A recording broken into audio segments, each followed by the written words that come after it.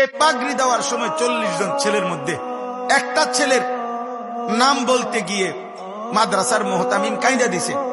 তো আমি তাকাই আছি, আমরা কাইন্দা বলতেছে হুজুর, শায়েখের সামনে বলতেছে এই ছেলেটা আজকে তার বাপ পাগড়ি দেওয়া হইল হাফেজে কোরআনের। আজ কসম খোদার গতকাল ঠিক 11টা বাজে তার বাবার জানাজা হয়েছে। গতকাল ভোর 4:30 তার বাবা ইন্তেকাল। ঠিক একদিন পরে সন্তানের মাথায় হাফেজে কোরআনের পাগড়ি উঠছে।